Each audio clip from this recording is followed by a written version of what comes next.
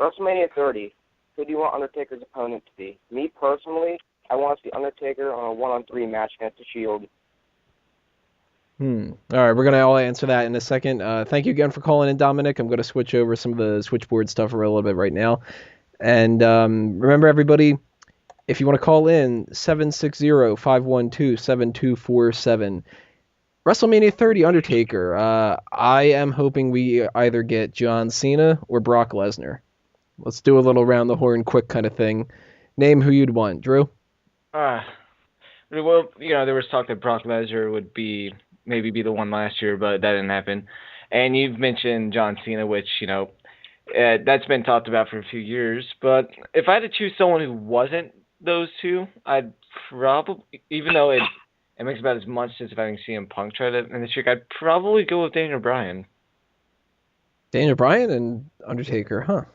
Yeah, well, I just say that because I don't know what Daniel Bryan would be doing coming next year. I don't think he's going to be in the WWE Championship picture at all, or the World Heavyweight. So I think a feud with the Undertaker, I think that would help solidify him as as a guy that could, on a regular basis, could just face any main eventer and just actually have a shot of winning without this whole I'm the underdog type of thing.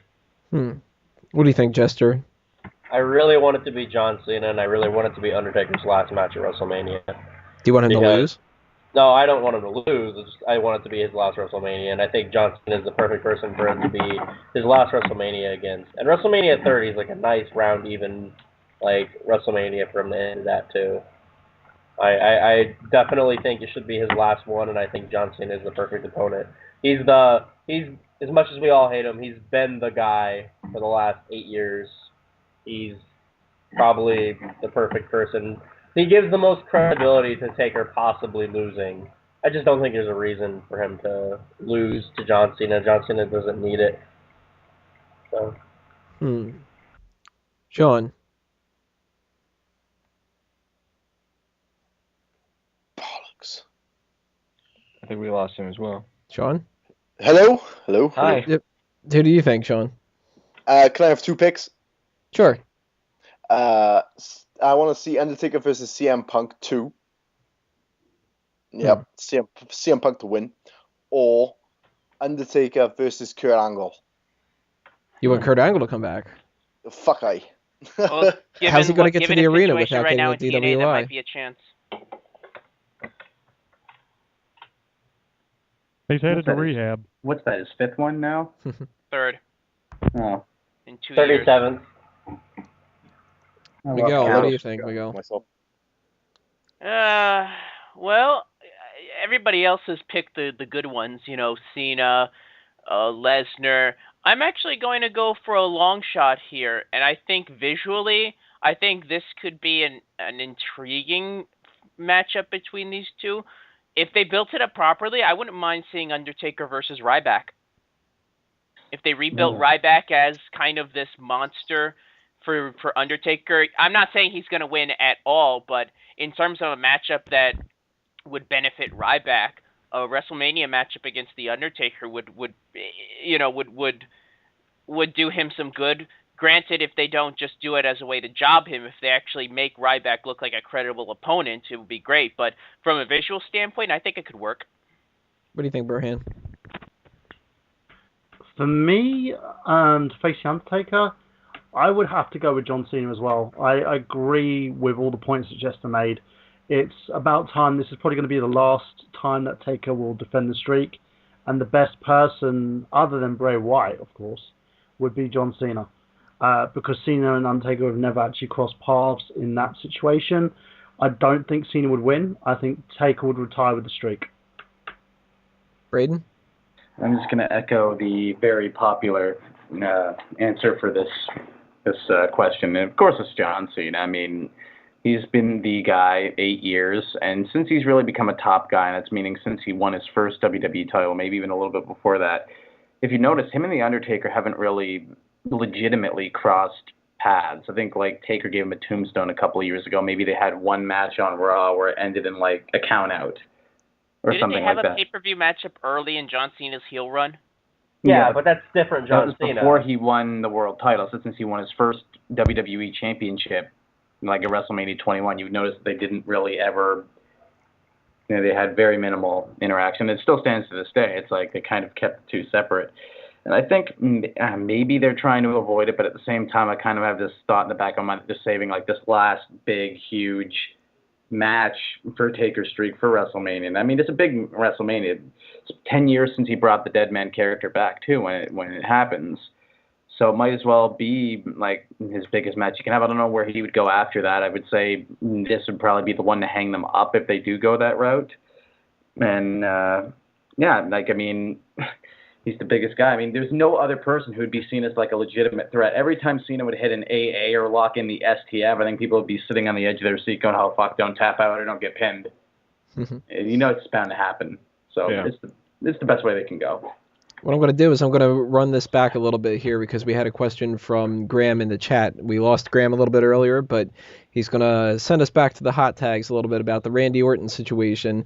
He says, do you guys think that the Randy Orton fan incident was an attempt to boost live event sales to enhance the anything can happen effect? I don't think that any of this is a work, personally. I think that this is just an instance of a guy who tried to do something he's not supposed to do, and that's what it is. I think if it works that way, WWE might do something like that in the future, but I don't think that this necessarily was one of those cases. I think they're giving it a lot of press for something that they didn't actually organize themselves. Like, they're bringing it up on WWE.com, it's on the Facebook page, it's on Randy Orton's Facebook page. Like, they'd be kind of ignoring it if it was just a thing, but, like, they're actually bringing a lot of attention to it, which makes me think it's a storyline. And if that is the case, if it is an organized thing by them, then that could be a very legitimate reason for why they would want to do it, to boost on, you know, live event sales. Because they didn't bring it up on Smackdown, but to be fair, I don't think they bring up any storyline things in commentary on Smackdown. They might bring it up on Raw. But I think that they're it feels like a work to me, and if it is a work, then it could very well be to boost live event sales. So I agree with Graham there. I'm going to switch it up and kind of do something I forgot to do. We didn't ask Hank who he wants to see at WrestleMania face The Undertaker. Hank, what do you think? Yeah, I thought you guys fell asleep on me over there, Bobby. No, I think there's, y'all have some real good picks, some good ideas, but I think there's only one match that would properly fit The Undertaker for WrestleMania, and it's a WrestleMania 11 rematch, Undertaker and King Kong Bundy. I think it's perfect. There's some unfinished business here, and I think we need to settle the score. Well, in a DQ, so I think it's a perfect thing to go back to. You know who I'm curious about, what they would pick? I want to know what Randy Savage would want to see. Ooh, yeah. Ooh, yeah, Hulk Hogan. Yeah. Ooh, yeah. All right, well then. Off his rocker. Let's get a little presidential here. What would Bill Clinton want to see? He was at a WrestleMania. I would only like to see one match for Undertaker at WrestleMania, and that is with every Playboy bunny in the world. So that's just the Playboy bunny pillow fight match, right? Yes, and I'm even doing the thumb point while I talk. But Undertaker has to win that, right? Ooh, yeah! Keep the streak, yeah! Ooh, yeah! And we're gonna transition from one Cape Town, South Africa story to another one about Cape Town's werewolf, is what they used to call him. Justin Gabriel, they might turn him heel because of his interaction with JoJo Offerman on Total Divas. Who? One of the new girls who is apparently 19. There's a rumor going around that they're gonna, not only are they dating, but that they're gonna turn the dating aspect into Justin Gabriel taking advantage of her naivete because he's like 32 and she's like 19 or whatever he is. Hey, it's legal. That's all that counts. Don't don't be hating on them because they have weird styles, especially in South Africa. This is going too far, Bobby. This is going to ruin wrestling as we know it. We might as well all just turn it on Spike TV on Thursdays from now on. Let's not go that far there, Hank. I don't think Bring back anything's going to get Nitro. that far. Terrible. Bad TV. I think turning him heel is. Fly high, macho man. Yeah, oh yeah. What were you saying, Brian? Turning him heel is just it's a bad point. I think they haven't given him a proper run as a face as is. For me, I would actually put him back in the tag team with Evan Bourne. He's ready to return. Get these two together and get them basically going after the tag team titles. The Shield's got literally no one apart from a makeshift Mark Henry and rumored Big Show going after them. Get these guys involved. Yeah, except if they do that Mark Henry Big Show like thing, and if they beat them, how could Evan Bourne and freaking Justin Gabriel have any shot at all for that title? Exactly. So, in a sense, the best bet is to actually keep the belts on Shield and have them go after Shield. You know, scoring a credible win over the big team would be a good idea. Well, in sense of Gabriel, this is just going to be one of those fads where it's just going to die really quickly. Yeah. All right, we got a couple other hot tags that we haven't talked about. One real quick one, because I'm sure nobody's going to have anything to say about this. WWE is thinking about doing a special episode of Raw where the 3 hours are broken down as follows. The first hour is Smackdown. The second hour is Main Event. And the third hour is Raw. What the fuck? Yeah, that sounds like a clusterfuck waiting to happen.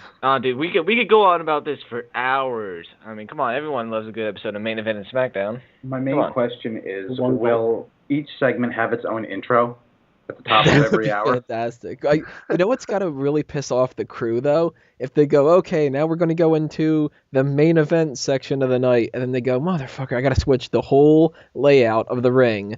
And then we have to get new broadcasters to come out, and then we have to have the commissioner come out and do the whole. Well, for this episode of Main Event, we're gonna do whatever. And well, you see, Tony, that's why they're going to upgrade to the new HD ring, where it's just a bunch of lights around the side. That way, they can just switch it over with a light switch. Well, you know what I want to know is why would they put Main Event in the middle? Main Event's supposed to be the main event, so shouldn't that go last? Ooh, Brainbuster. That's a good point. It's a terrible idea. It is, isn't it? This is so stupid. I don't know why they would think this is a good idea, because we don't have a brand split anymore. So it's not like it's going to have any new people in it. The only difference is going to be that SmackDown will happen and Vicky Guerrero will come out. Main Event will happen, and who is it? McFoley is the head of Main Event? Oh, no, he's the head of Saturday Morning Slam. Who's the head of Main Event? Nobody. So nobody's even going to do that now. And then Raw is going to come out, and it's going to be Brad Maddox. Yeah. Well, no, the thing is, if they have this as like a 3-hour thing, would there still be a Main Event and a SmackDown later in the week? I'm assuming so, yeah. Gosh, this makes no sense. Can we just move on? This is stupid. Yeah. JT77 in the chat has a great point. Maybe they could just book a good 3 hours and call it Raw. Now there's an idea right there, Bobby. That's a good one. I don't know if they can necessarily do that. I don't know. They've had some good ones in the past. Somebody They've had say, Mrs. Foley, baby boy, have a nice day. And we have 2 TNA. Wait a minute, I gotta ask, who's that person that just did that? That's the same damn guy that's doing all the rest of them.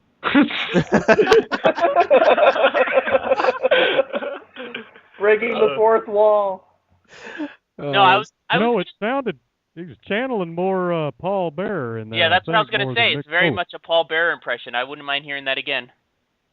That's what happens when Clint does his stick around a couple of minutes. And, that's right, folks. Phone lines are open, 760-512-7247.